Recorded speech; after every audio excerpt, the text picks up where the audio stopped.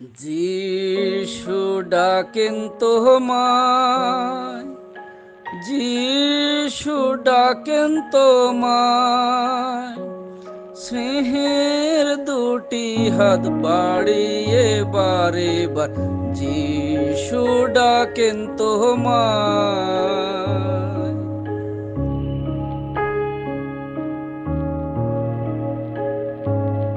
সকলকে জয় যিশু। প্রভু যিশুর মহিমা হোক এবং তার গৌরব হোক। আজকে প্রভু যিশুর বাক্য থেকে জানবো যে প্রভু যিশু কাদের কাদের জন্য প্রার্থনা করেছিলেন এবং কোন কোন বিষয় নিয়ে তিনি প্রার্থনা করেছিলেন। আজকের দিনে আমরা কিভাবে প্রার্থনা করি, আমাদের প্রার্থনার মধ্যে এবং প্রভু যিশুর প্রার্থনার মধ্যে পার্থক্য কি ছিল? প্রথমত আমরা লক্ষ্য করি চারটি সুসমাচারের মধ্যে আমরা দেখি অনেক জায়গায় প্রভু যিশু স্বয়ং ব্যক্তিগতভাবে নিজের জন্য প্রার্থনা করেছিলেন। দ্বিতীয়ত আমরা দেখি প্রভু যিশু শিষ্যদের বিশ্বাস বাড়াবার জন্য পিতা ঈশ্বরের কাছে প্রার্থনা করেছিলেন। তৃতীয়ত আমরা দেখি শিষ্যদের সঙ্গে যুক্ত হওয়া বিশ্বাসীদের জন্য প্রভু যিশু প্রার্থনা করেছিলেন। পিত তোমার নামে তাহাদিগকে রক্ষা করো। প্রভু যিশু তার শিষ্যদের জন্য এবং শিষ্যদের সঙ্গে যুক্ত হওয়া বিশ্বাসীদের জন্য কোন পাঁচটি প্রার্থনা করেছিলেন সেই পাঁচটি প্রার্থনার বিষয় আপনাকে শোনাবো বাইবেল থেকে। যদি বাইবেল আপনার কাছে থাকে তো আমার সঙ্গে আপনি বাহির করুন যোহন লিখিত সুসমাচার তার 17 অধ্যায় 11 পদ। দ্বিতীয়ত আমরা লক্ষ্য করি এখানে বলছে পিত যেন তারা এক হয় আর তারা যেন এক হতে পারে। প্রভু যিশুর শিষ্যরা যেমন ছিল এবং শিষ্যদের সঙ্গে যুক্ত হওয়া বিশ্বাসীরা যেন শিষ্যদের সঙ্গে এক হয়ে থাকতে পারে, মণ্ডলীর মধ্যে যেন ভেদাভেদ না থাকে। তৃতীয়ত আমরা লক্ষ্য করি এখানে তার 13 পদে লেখা আছে যেন তাহারা আনন্দে পরিপূর্ণ হয় এবং বিশ্বাসীদের মধ্যে শিষ্যদের মধ্যে যেন আনন্দে পরিপূর্ণ থাকে। আমরা 17 অধ্যায় 17 পদ যখন পড়ি সেখানে লেখা আছে তারা যেন পবিত্র হয়। আর পঞ্চম তো আমরা দেখি 15 পদে লেখা আছে যোহন লিখিত সুসমাচার 17 অধ্যায় 15 পদে তারা যেন পাপ আত্মা থেকে রক্ষা পায়। প্রথমত আমি যে বিষয়টা আলোচনা করেছি যে তাদেরকে তুমি রক্ষা করো, সকল শয়তান শত্রুর হাত থেকে রক্ষা করো। আমরা দেখি চারপাশে মানুষের উপরে মানুষের কত অত্যাচার, যারা প্রভু যিশুর বাক্য প্রচার করতেছে দিন প্রতিদিন শত্রু শয়তান সেই মানুষদেরকে ব্যবহার করে প্রচারকদেরকে কিভাবে অত্যাচার করা হচ্ছে, বিশ্বাসীদেরকে কিভাবে আক্রমণ করা হচ্ছে, যেন তার বিশ্বাস ভেঙে যায়, যেন তার বিশ্বাসে স্থির না থাকে। প্রত্যেকটি সময় প্রত্যেকটি মুহূর্তে শত্রু তার লোকদের উপরে আক্রমণ করতেছে।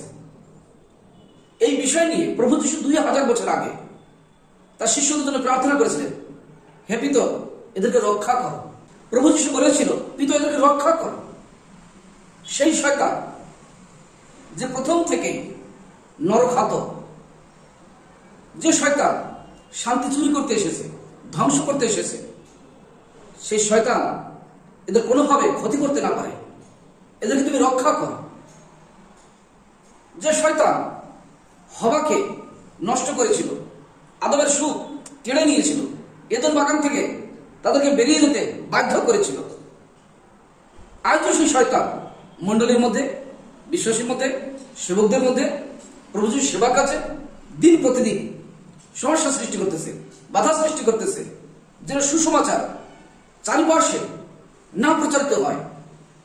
কারণ প্রেরিত পৌল বলে এই জগতের মন্দ শক্তি শয়তান শত্রু অবিশ্বাসীদের মন অন্ধকার করে রেখেছে যেন খ্রিস্টের আলো তাদের মধ্যে উদয় না হয়।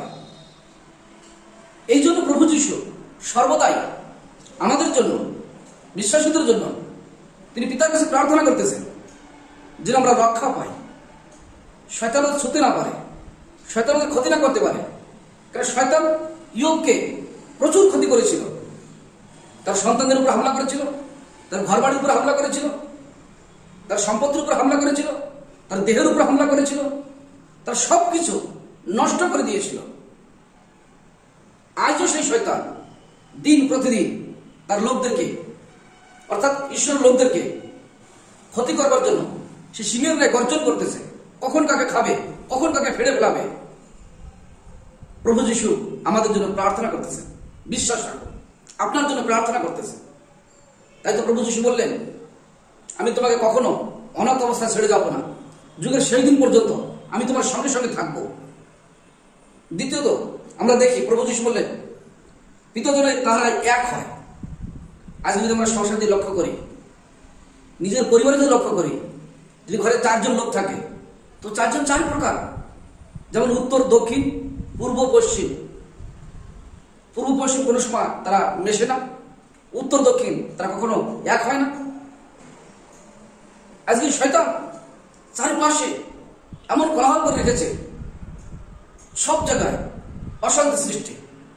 ঘরের মধ্যে যদি 4 জন থাকে, মায়ের এক প্রকার মন আছে তো বৌমার এক প্রকার মন, বাবার এক প্রকার মন আছে তো সন্তানের এক প্রকারের মন আছে। আমরা বাইবেলে দেখি দাউদের পুত্র অবসলমের জীবন। অবসলম কোনো সময় তার বাবার সামনে আসতে পারেনি, কারণ অবসলমের মধ্যে লোভ ছিল। সেই লোভের কারণে সে কোনো সময় দাউদের সামনে আসতে পারেনি, যদিও তিনি দাউদের ঘরের পাশে বাস করতেন। দাউদ যেখানে বাস করতেন সেইখানেই অবসলম ছিল, কিন্তু তার লোভের কারণে, তার দুষ্টমির কারণে দাউদ কোনো সময় অবসলমকে তার কাছে আসতে দেয়নি। শুধু তাই নয়, অবসলমের মধ্যে আর দাউদের মধ্যে এমনই সংগ্রাম চলতেছিল। অবসলম সবসময় ভেবেছিল যে তার পিতা দাউদকে মেরে সেই সিংহাসনে অবসলম বসবে। বাবা আর সন্তানের মধ্যে কোনো সময় একতা ছিল না। যদিও দাউদ অবসলমকে ভালোবাসত, কিন্তু অবসলম দাউদকে ভালোবাসতে পারেনি।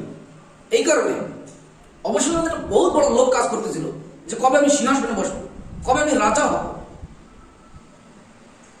আজকের দিনে, আজকের সময় লোক মানুষকে এমনভাবে আক্রমণ করেছে, এমনভাবে ঘিরে ধরেছে, সংসারের মধ্যে, মণ্ডলীর মধ্যে, সামাজিক জীবনে এক হয়ে বাস করতে দিচ্ছে না। এই জন্য আমাদেরকে সতর্ক হওয়া দরকার, সাবধান হওয়ার দরকার। প্রভু যিশু বলেন, পিতা তুমি আর আমি যেমন এক, তেমনি শিষ্যরা আর বিশ্বাসীরা যেন এক হয়। এই আমার প্রার্থনা তোমার কাছে। প্রতিদিন ডিলিট করো, প্রতিদিন যাতে আমরা একতার সঙ্গে বসবাস করি, তার জন্য প্রভু যিশু সর্বস্ব পিতার কাছে প্রার্থনা করতেছে। ভাই ভাইয়ের মধ্যে শত্রুতা, স্বামী স্ত্রীর মধ্যে সম্পর্ক নাই, মা বাবার মধ্যে সম্পর্ক নাই, বন্ধু বান্ধবের মধ্যে সম্পর্ক নাই, বিশ্বাসঘাতক, ঠকানো, মুখের সামনে একরকম কথা, পিছনে আরেক রকম কথা। প্রভু যিশু তাই প্রার্থনা করেন পিতার কাছে, এই প্রকার না হোক, তারা যেন এক হতে পারে। সম্পর্ক এমন একটা জিনিস যে সম্পর্ক না থাকে, তোমরা যতই প্রার্থনা করি ঈশ্বরের কাছে কিছু পাওয়া যায় না। যদি আমরা দুনিয়ার দিকে লক্ষ্য করি, বাবা আর সন্তানের সঙ্গে যখন মধুর সম্পর্ক থাকে, গভীর সম্পর্ক থাকে, বাবা সব সময় তার ব্যাংকে কত টাকা আছে সন্তানকে বলে, তার জমি জায়গা কোথায় কোথায় আছে সন্তানকে বলে, তার ব্যবসা বাণিজ্য কোথায় কোথায় টাকা পড়ে আছে সন্তানকে বলে, এবং সন্তানকে কি করতে হবে সেই সমস্ত বিষয় বাবা তার সন্তানকে জানায়, জ্ঞাত করে। তাকে কোথায় জমি কিনতে হবে, কোথায় বাড়ি করতে হবে, কোন সময় বিবাহ করতে হবে, কোন সময় তাকে একটা গাড়ি কিনতে হবে, তার কি কি আবশ্যকতা, তাকে কোন কলেজে ভর্তি করবে, তাকে কি চাকরি করাবে, তার কি কি, তাকে দিয়ে কি কি তার বাবা স্বপ্ন দেখে, তামাম বিষয় পিতা পুত্রের সঙ্গে আলোচনা করে। কিন্তু যদি পিতা পুত্রের সম্পর্ক না থাকে, সেই একই পিতা সন্তানের খাবার পর্যন্ত দিতে চায় না, ঘরের থেকে বাহির করে দেয়, কিছু চালে বলে কিচ্ছু নাই, কিচ্ছু পাবি না। সম্পর্ক সম্পর্ক না থাকলে সবকিছুতে আমরা বঞ্চিত হয়ে যাই। আজকে যদি সর্বস্ব পিতার সঙ্গে আমাদের সম্পর্কই না থাকে, তাহলে আমরা যতই প্রার্থনা করি আর যতই চাই, কি তিনি আমাদের দিবেন? মনে করেন তো, আপনার বন্ধুর সঙ্গে যদি আপনার সম্পর্ক ভালো না থাকে, আপনি বন্ধুর কাছে কিছু চাইলে বন্ধু দেয়। আপনার বাবার সঙ্গে যদি সম্পর্ক ভালো না থাকে, বাবার কাছে কিছু চাইলে বাবা দেয়। যদি কোনো অচেনা অচেনা মানুষের কাছে কিছু চান, তার সঙ্গে সুসম্পর্ক নাই, সে কিছু দিবে? নিশ্চয় দিবে না। কিন্তু যখন সম্পর্ক ভালো হয়, বাবা দেখেই বুঝতে পারে ছেলের এটা দরকার, ছেলে ঘরটা বানাতে পারতেছে না, একটা গাড়ি নিতে পারতেছে না, কিছু টাকা উঠাই দিই, কিছু সাহায্য করি, কিছু উপদেশ দিই, কিছু সহযোগিতা করি, ব্যবসাটা খাড়া করে দিই, একটা চাকরি ধরিয়ে দিই। এই জন্য সম্পর্ক খুব গুরুত্বপূর্ণ। যখন স্বর্গস্থ পিতার সঙ্গে আমাদের মধুর সম্পর্ক হবে, প্রভু যিশুর সঙ্গে আমাদের খুব গভীর সম্পর্ক হবে, আমরা অল্প প্রার্থনা করলেই, প্রার্থনা করবার আগে আমাদের প্রয়োজন, আমাদের আবশ্যকতা সবকিছু থেকে দিবে। সম্পর্ক নষ্ট হয় কিভাবে? যে সম্পর্ক করব, কিন্তু অন্যদিকে বলতে চাইছি, সম্পর্ক নষ্ট হয় কিভাবে?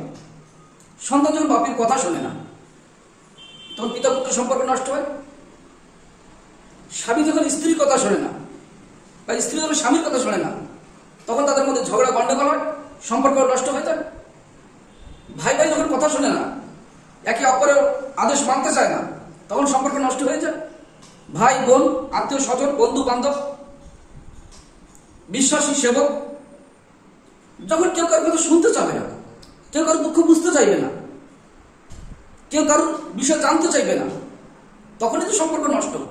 জেনেও না জানার ভান করবে, তখনই তো সম্পর্ক নষ্ট হয়। কিন্তু যদি সম্পর্ক থাকে, সম্পর্ক থাকা মানুষ যদি শুনতে পায় যে আমার অমুক বন্ধু বা আমার অমুক সন্তান বা আমার স্বামী বা আমার ভাই এই বিপদে আছে, তো সঙ্গে সঙ্গে সে কি করবে? আপনি কিভাবে বিপদ থেকে মুক্তি পাবেন, কিভাবে বিপদ থেকে উদ্ধার পাবেন, ও সেই ব্যবস্থাই করবে।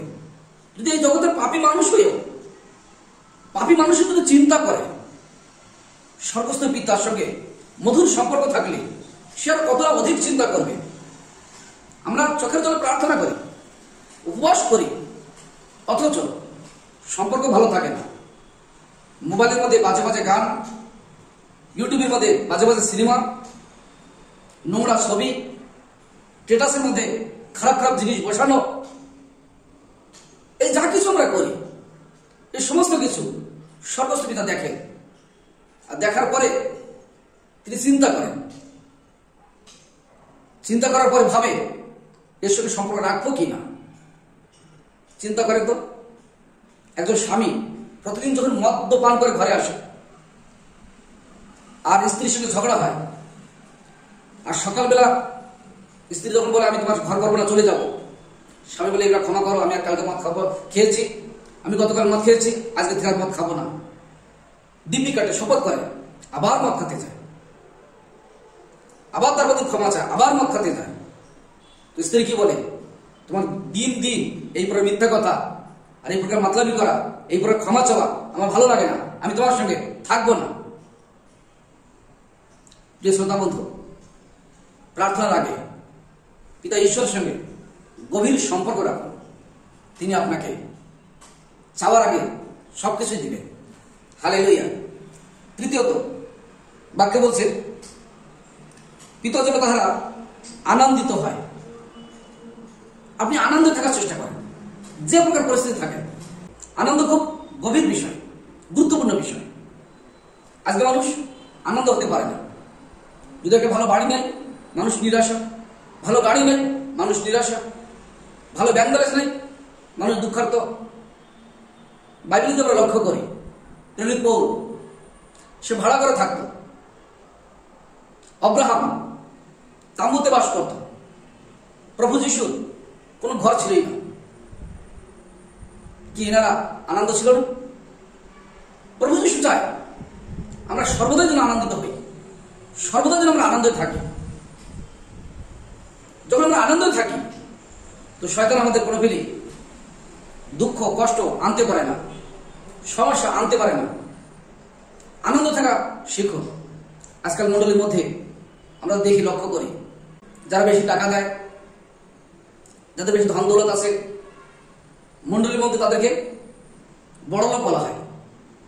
এরা চার্চের বিশেষ লোক। হয়তো তারা দেখবেন প্রার্থনা তাদের জীবন নাই, বাইবেল পাঠ করে না, তারা উপবাস প্রার্থনা নাই, ঈশ্বরের সঙ্গে সম্পর্ক নাই, তারা চার্চে বেশি দান দেয়, তার ধন দৌলত আছে, গাড়ি বাড়ি আছে, তার জন্য তাদেরকে চার্চের বড় লোক বলা হয়। কিন্তু যারা গরিব ওদেরকে বড় বলা হয় না। কিন্তু আমি চিন্তা করি, একজন গরিব মানুষ যদি সে সর্বদাই প্রার্থনা করে, বাইবেল পড়ে, ঈশ্বরের সঙ্গে সম্পর্ক রাখে, তাহলে সে বিশ্বাসের বড় না যে গাড়ি আছে, বাড়ি আছে, বাইবেল পড়ে প্রার্থনা করে না, সে বিশ্বাসের বড়। আমি বলবো যে প্রার্থনা করে, যে বাইবেল পড়ে, যে ঈশ্বরের সঙ্গে সম্পর্ক রাখে, সেই হচ্ছে বিশ্বাসের বড়। আজকে জগতে লক্ষ্য করলে মানুষ নিরাশা, হতাশা, সেই সমস্ত মানুষ যাদের গাড়ি নাই, বাড়ি নাই, টাকা নাই, ব্যাংক ব্যালেন্স নাই, প্রভু যিশু বললেন পিতার সঙ্গে সম্পর্ক থাকলে কোনো কিছুর অভাব হবে না। আকাশের পাখি দেখো, বনের পশু দেখো, সর্বদাই তাদেরকে খাবার দিয়ে থাকে, আনন্দ থাকা শেখো, যে পরিস্থিতি থাকে আনন্দ থাকা শেখো। চতুর্থ বিষয়, প্রভু যিশু প্রার্থনা করলেন পাপাত্মা থেকে তাদেরকে রক্ষা করো। পাপাত্মা, সাপাত্মা, অভিশাপ সবসময় মানুষদেরকে রোগে ফেলাচ্ছে, শোকে ফেলাচ্ছে, কষ্টে ফেলাচ্ছে, দুঃখ ফেলাচ্ছে, বাধা সৃষ্টি করতেছে। তাই প্রভু যিশু প্রার্থনা করলেন পিতা পাপাত্মা থেকে এই শিশুদেরকে রক্ষা করো, এই বিশ্বাসীদেরকে রক্ষা করো, মন্দাত্মা থেকে রক্ষা করো, দুষ্টাত্মা থেকে রক্ষা করো, শয়তান শত্রুর হাত থেকে রক্ষা করো। পাপ এমন একটা জিনিস, শুধু করতে ইচ্ছা হয়, ছুতে ইচ্ছা হয়। যেমন হওয়ার জীবন আমরা যেটা লক্ষ্য করি, যখন হওয়া পাপে পড়ে গেছে, শয়তান তাকে বারবার দেখাচ্ছে, চোখ দেশে পাপ করেছিল, সে চোখ ভালো করে দেখছে কত সুন্দর, কি আজকে আমরা চোখ দিয়ে যা দেখা উচিত না সেই পুরো জিনিস অনেক সময় ধরে দেখে আমরা তাকে ছুতে চাই, হাত দিয়ে ছুতে চাই, অনুভব করতে চাই কেমন জিনিসটা। আর ছোঁয়ার পরে আমরা সেটাকে আমরা কি করি, খেতে চাই, অর্থাৎ হৃদয়ের মধ্যে আমরা প্রবেশ করতে সুযোগ দিয়ে দিই। আর যখন প্রবেশ করতে সুযোগ দিয়ে দিই, ওটা শরীরের মধ্যে বিষাক্ত হয়ে যায়।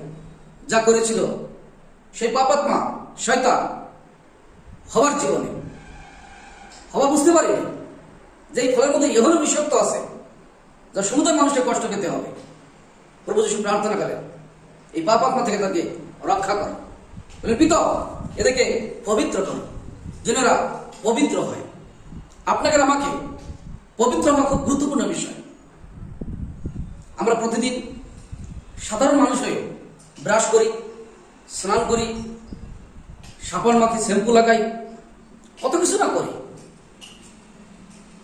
আমার উপরটা কত পরিষ্কার পরিচ্ছন্ন রাখি, কিন্তু ভিতরে যে নোংরা আছে, যে অপবিত্রতা আছে, তা শুধু পবিত্র হবে প্রভু যিশুর রক্ত দ্বারা। প্রভু যিশুর বাক্য পড়ো, আপনাকে পবিত্র করবার জন্য প্রভু যিশু তার সমস্ত রক্ত ঝরিয়ে দিয়েছেন আপনাকে বাঁচাবার জন্য। আজকে আমরা পবিত্র জীবন না কাটিয়ে অপবিত্র জীবনে আসক্ত হয়ে জেল খাটতে হয়, অপমান হতে হয়, অপমানিত হই, বদনাম হই, পিতার সঙ্গে সম্পর্ক থাকে না, প্রভু যিশুর সঙ্গে সম্পর্ক থাকে না।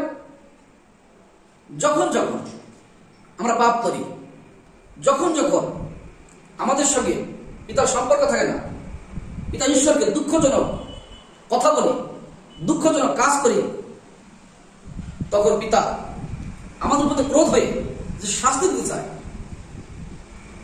সেই শাস্তির মাঝখানে প্রভু যিশু দাঁড়িয়ে তিনি আমাদের হয়ে কার্য করেন, তিনি প্রার্থনা করেন, স্বর্গীয় পিতা তুমি এদেরকে শাস্তি দিও না, একে বাঁচাবার জন্য আমি চাবুকের আঘাতে কত কষ্ট পেয়েছি, আমার প্রত্যেকটি শিরাগুলো ছিঁড়ে গিয়েছিল, রক্ত ঝরতেছিল, মাংসগুলো খসে পড়তেছিল। আরেকটি বার একে সুযোগ দাও, আরেকটি বার একে ক্ষমা করে দাও, এ আর অপবিত্র জীবন কাটাবে না, আর পাপের পথে চলবে না। আমি মাথায় কাটার মুকুট পরেছিলাম, মাথাগুলো আমার ফুটো ফুটো হয়ে গিয়েছিল, তুমি আরেকটি বার একে সুযোগ দাও, আর 6 মাস দেখো ঠিক পরিবর্তন হয়ে যাবে। আমি হাতে পায়ে পেরেক গেঁথে দিয়েছিল আমাকে, রক্ত ঝরেছিল, নিদারুণ যন্ত্রণা, আমার মাথায় কতবার লাঠিতে পিটিয়েছে, অসহ্য যন্ত্রণা উঠেছি। তুমি আরেকটি বারকে ক্ষমা করো, আরেকটি বারকে সুযোগ দাও, আরেকটি বার এর প্রতি কৃপা করো। যেমন একজন মা তার সন্তানের প্রতি যত্ন নেয়। বাবা যখন রেগে গেলে সন্তানকে মারতে যায়, আর মা কি করে, না আর মারো না, আর মেরো না, আর মেরো না, আর করবে না, আর এরকম করবে না, এবার ঠিক হয়ে যাবে। যেমন মা তার সন্তানকে বাঁচায়, প্রভু যিশু দিন প্রতিদিন আমাদেরকে বাঁচাবার জন্য স্বর্গস্থ পিতার কাছে প্রার্থনা করতেছে। আমরা সেই প্রভু যিশুকে দুঃখ দিয়ে, সেই স্বর্গস্থ পিতাকে কষ্ট দিয়ে স্বেচ্ছাচারী জীবন কাটাচ্ছি। প্রভু যিশু চায় না আমরা স্বেচ্ছাচারী হয়ে যাই। প্রভু যিশু চায় না আমরা তাকে দুঃখ দিই। প্রভু যিশু চায় না আমার পিতা থেকে দূরে চলে যায়। হারানো পুত্র তার বাবাকে দুঃখ দিয়ে অনেক দূরে চলে গিয়েছিল, কিছুই ভবিষ্যৎ করতে পারেনি, অবশেষে ফিরে এসেছিল বাবার কাছে। অবশ্যই দাউদকে মারবে ভেবেছিল, সিংহাসন বসবে ভেবেছিল, ফলে তার জীবন নষ্ট হয়ে গেল। শয়তান তার জীবনটাকে নষ্ট করে দিল। আপনি এবং আমি প্রভু যিশুর সঙ্গে কি প্রকার জীবনযাপন করতেছি, এই জন্য প্রতিদিন সকাল থেকে সারাটা দিন যে কাজগুলো করি আমরা, আর সন্ধ্যার সময় যখন ঘরে আসি, খাওয়া দাওয়া করে যখন ঘুমাতে যাই, বিবেকের কাছে জিজ্ঞাসা করি আজকে যে কাজগুলো আমি করেছি সেই কাজে প্রভু যিশু কি খুশি আছেন, স্বর্গস্থ পিতা কি খুশি আছেন। আপনার বিবেক আপনাকে বলে দিবে যে আপনি একজন দোষী মানুষ না আপনি একজন নির্দোষ মানুষ। ইব্রি পত্র তার 9 অধ্যায় 14 পদ পরিষ্কার বলেছে আমাদের বিবেক আমাদেরকে সংশোধন করবে।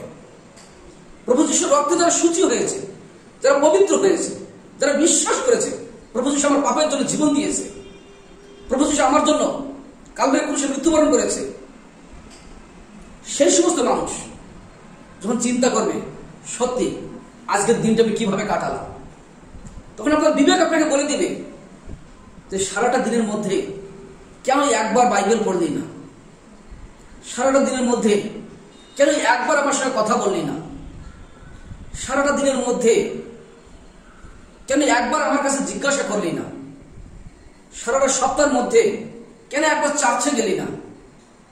বিবেক নিজেকে দংশন করবে। কেন অমুক ব্যক্তিকে ঠকালি, কেন অমুক ব্যক্তি গালাগালি দিলি,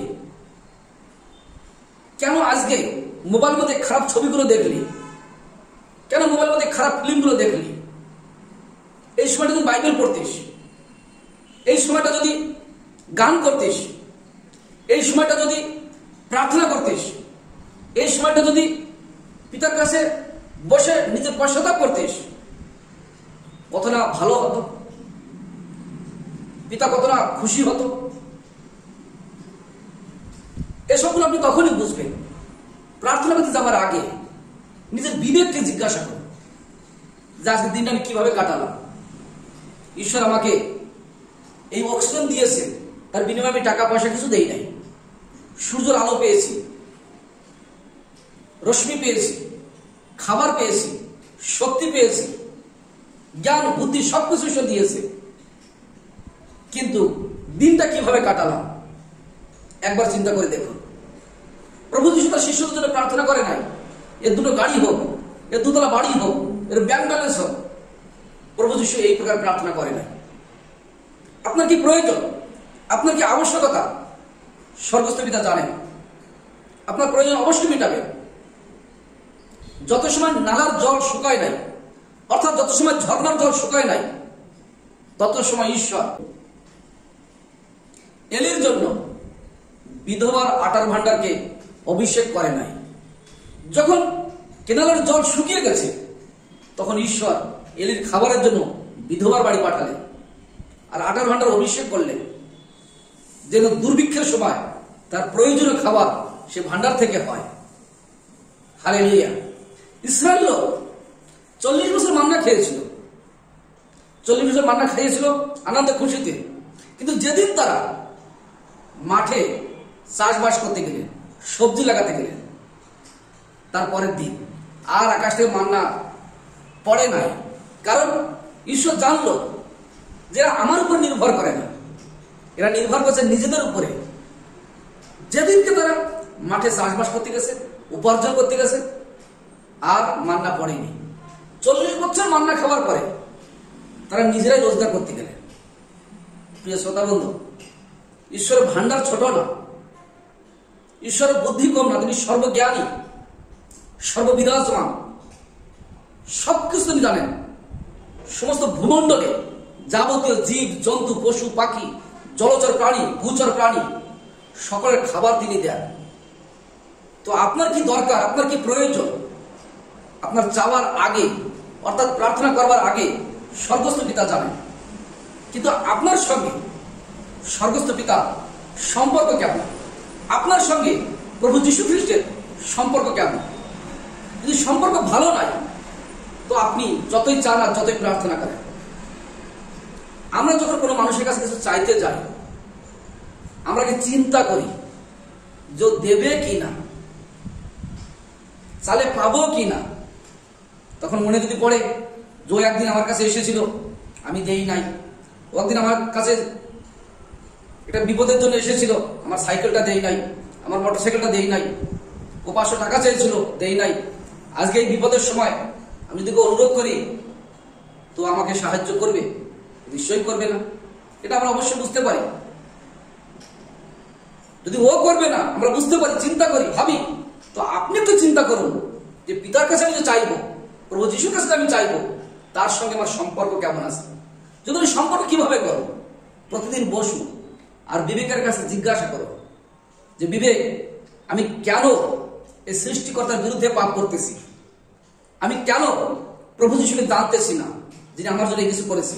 শুধু ছোট্ট একটা কথা বলে, পিতা, আমার জীবনের মধ্যে দিয়ে তোমার ইচ্ছা পূর্ণ হোক, তুমি যেমন চাও আমি তেমনি হব, আমি তেমনি করব। শুধু পিতার ইচ্ছাটা যদি আপনি পালন করেন, তো সব কিছু আপনাকে দিবে। পিতা কি চায় আপনার কাছে? পিতা কি বলতে চায় আপনাকে? প্রভু যীশু কি চায়, কি আশা রাখে আপনার কাছে? যে আপনি পাপের থেকে মন পরিবর্তন করুন, পাপকে ঘৃণা করুন, ফিরে আসুন, তো আপনার সকল আবশ্যকতা, সকল অভাব তিনি পূরণ করবেন। প্রভু যীশু এই 5টি বিষয় শিষ্যদের জন্য এবং শিষ্যদের সঙ্গে যুক্ত হওয়া বিশ্বাসীদের জন্য প্রার্থনা করলেন। প্রথম বিষয় আমি বললাম, যেন আমরা শত্রুর হাত থেকে রক্ষা পাই। দ্বিতীয়ত বললাম, যেন আমরা এক হই, মণ্ডলীর মধ্যে দলাদলি না হয়, এক হই। তৃতীয়ত, খ্রিস্ট যিশুতে এবং পারিবারিক জীবনে মণ্ডলীগত ভাবে আমরা আনন্দিত হতে পারি। চতুর্থ, পাপ আত্মা থেকে আমরা রক্ষা পাই। আর পঞ্চম, যেন আমরা পবিত্র থাকি। প্রভু যীশু এই বিষয় নিয়ে আজও এখন বর্তমান এই সময় আপনার জন্য আমার জন্য স্বর্গস্থ পিতার কাছে প্রার্থনা করতেছে। কি আপনি পবিত্র হতে চান, আনন্দিত হতে চান, পাপ আত্মা থেকে রক্ষা পেতে চান, শয়তান শত্রুর হাত থেকে রক্ষা পেতে চান, একতার সঙ্গে পরিবারে মণ্ডলীতে বসবাস করতে চান? যদি চান তো আমার সঙ্গে প্রার্থনা করুন। স্বর্গীয় পিতা, করুণাময় প্রভু যীশু, তোমায় ধন্যবাদ দিই। আজকে এই পবিত্র বাক্য দ্বারা তুমি আমাকে সতর্ক সাবধান করেছো। আমি জানতাম না প্রভু যীশু, তুমি প্রতিদিন স্বর্গস্থ পিতার ডান পাশে বসে আমার জন্য প্রার্থনা করতেছো, যেন আমি একতার সঙ্গে বসবাস করি, চার্চের মণ্ডলের মধ্যে একতার সঙ্গে থাকি, পরিবারে একতার সঙ্গে বসবাস করি, এক হয়ে থাকতে পারি, এবং যা কিছু আমার আছে তাতে আমি আনন্দিত হতে পারি, নিরাশা না হয়, দুঃখিত না হয়। প্রভু যীশু তুমি সাহায্য করো, আমার যাহা আছে তাহাতে আমি সন্তুষ্ট থাকবো। প্রিয় প্রভু যীশু, আমাকে তুমি রক্ষা করবার জন্য দিন প্রতিদিন তার কাছে প্রার্থনা করতেছি, যেন আমি সেই শত্রুর হাত থেকে রক্ষা পাই, শয়তানের হাত থেকে রক্ষা পাই, দুষ্টুর হাত থেকে রক্ষা পাই। ও প্রভু যীশু, আমি ধন্যবাদ করি তুমি প্রতিদিন আমার জন্য প্রার্থনা করবার জন্য। ধন্যবাদ দিয়ে তুমি আমার জন্য প্রার্থনা করছো, সে আমি যেন পাপ আত্মা থেকে রক্ষা পাই, অভিশাপের হাত থেকে রক্ষা পাই, পিশাচী আত্মা, ডাইনি, ভূত, প্রেত, শয়তান, শত্রুর হাত থেকে রক্ষা পাই, তার জন্য সর্বদাই তুমি আমার জন্য প্রার্থনা করতেছো। আমি তার জন্য ধন্যবাদ দিই। প্রিয় প্রভু যীশু, আমি ধন্যবাদ দিই যে আমি পবিত্র থাকবো, তার জন্য সর্বদাই তুমি প্রার্থনা করতেছো, যেন আমি অপবিত্র জীবন না কাটাই, পাপের মধ্যে না চলি, পাপ কাজ না করি, চোখ দিয়ে পাপ না করি, হাত দিয়ে পাপ না করি, শরীরে পাপ না করি, হাত পাওতে পাপ না করি, চিন্তায় পাপ না করি, খেয়ালে পাপ না করি, ভাবনায় পাপ না করি। প্রভু তার জন্য আমি সর্বদাই প্রার্থনা করতেছি। প্রভু যিশু তুমি সাহায্য করো, আমি পবিত্র হয়ে জীবন কাটাবো, আমি শত্রুর হাত থেকে রক্ষা পাবো, একতার সঙ্গে বাস করবো, আনন্দে থাকবো, পাপাত্মা থেকে মুক্তি পাবো। তুমি আমাকে সাহায্য করো প্রভু যিশু। ধন্যবাদ দিই, আমার জন্য তুমি সর্বদাই প্রার্থনা করতেছো। আমাকে শক্তি দাও, তুমি যেমন চাও আমার মধ্যে তেমনই হোক। তুমি আমার কোমা, আমি মাটি, আমাকে তুমি গড়ো, আমাকে তুমি তৈরি করো, আমি প্রস্তুত আছি। ধন্যবাদ দিই আমার প্রার্থনা শোনার জন্য। এই প্রার্থনা প্রভু যিশু তোমার নামে চাইলাম, আমেন। মহান ঈশ্বরের গৌরব হোক। যতজন এই বাক্য শুনেছেন, আমি বিশ্বাস করি এই বাক্য আপনার জীবনে 100 গুণ কার্যকারী হবে। আপনিও প্রভু যিশুর সঙ্গে ভালো সম্পর্ক রাখুন। আপনার চাওয়ার আগে তিনি দেবেন, আপনার আবশ্যকতা তিনি পূরণ করবেন। হালেলুয়া। বাক্য যদি ভালো লেগে থাকে লাইক করুন, সাবস্ক্রাইব করুন, শেয়ার করুন। প্রভু যিশু আপনাকে অনেক অনেক আশীর্বাদ করুন। প্রার্থনার আগে প্রভু যিশুর সঙ্গে, পরিবারের সঙ্গে, মণ্ডলীর সঙ্গে, সামাজিকগতভাবে সকলের সঙ্গে ভালো সুসম্পর্ক রাখুন। ভালো সুসম্পর্ক থাকলে চাওয়ার আগে পাওয়া যায়। সবাইকে জয় যিশু। আমাদের ভিডিও ভালো লাগলে লাইক করুন, নিয়মিত ভিডিও পেতে সাবস্ক্রাইব করুন, সবার আগে ভিডিও পেতে বেল আইকনে ক্লিক করতে ভুলবেন না।